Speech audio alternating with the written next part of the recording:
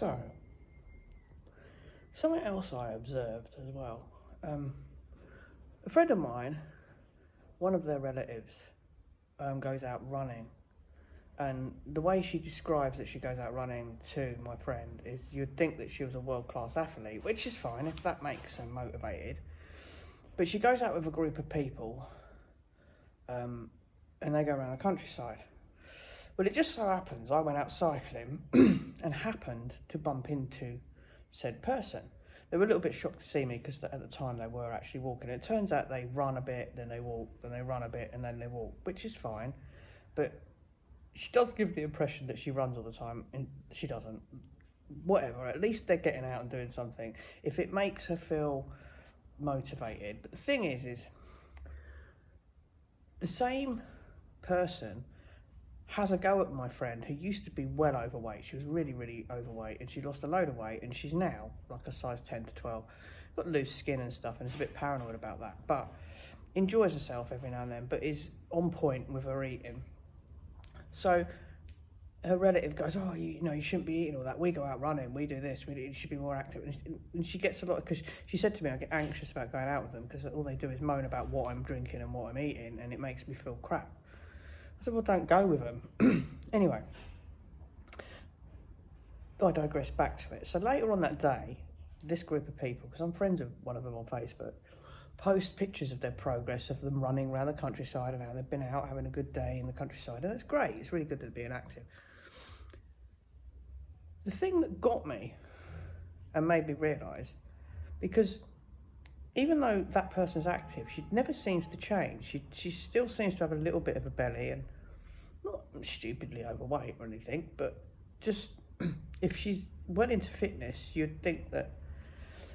Anyway, the last picture was 3 cups of coffee in a cafeteria that they stopped at.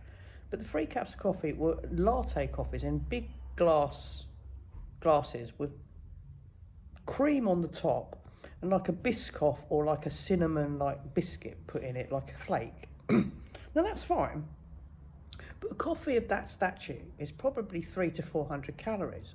Now if they went out walking all day and they done 20,000 steps, they potentially have burnt 600 to 800 calories in proteins, fats and carbohydrates. So by going to the calf, they basically sacrificed 10,000 steps for 400 calories in a coffee to reward themselves as a treat, as something to look forward to for achieving what they've done. Now, I kind of get it, but the other 400 calories of the 10,000 steps from the 20,000 they've done, for argument's sake, is what they'll do every day, included in their 2,000 calorie intake. So in actual fact, the only thing they've achieved from walking for the day is getting cardiovascularly slightly fitter. There's no weight loss there, because there's no way after you've walked 20,000 steps and then and ran some of it, and then stopped in a cafe, had a coffee and got home. There's no way you're going to carry on being active for the day. So the likelihood that any of them walked a further 10,000 steps on top of their 20,000 steps, therefore having a 4,000 calorie deficit, 400 calorie deficit, is quite unlikely. So I say this: reward yourself occasionally, but reward yourself with something that doesn't go against everything you've just done. Because what's the point in walking 20,000 steps if 10,000 steps probably is a good thing, but the other 10,000 steps are basically so I can have a big coffee at the end with a cream on the top and some chocolate in. So in retrospect, they haven't achieved anything.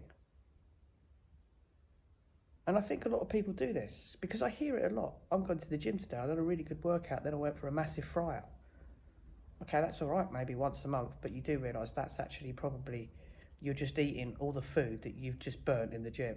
Now, if you're building muscle and you're at the right weight, doesn't matter, does it? But if you're trying to actively lose weight, it's not going to work. It's going to have a negative effect.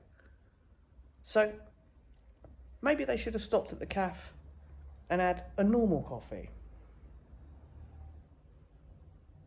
Therefore, they'd had a normal coffee, they'd still have 300 calories in the bank that they potentially could have burnt.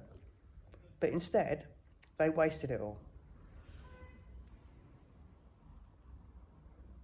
people don't really think about that. As I say before, in my last video, I was saying about how inactive people are, and that 2,000 calories for the average woman, consisting of proteins, fats and carbohydrates, etc., will include moving around 10,000 steps. So if you're not doing 10,000 steps to start with, you shouldn't be eating 2,000 calories per se if you're not that active. So I don't know how active these people are during the day. I don't know the ins and outs, but to me, it was almost counterproductive. It was like, it's just like, what was the point? So reward yourself, obviously, not every time. Peace, love and light.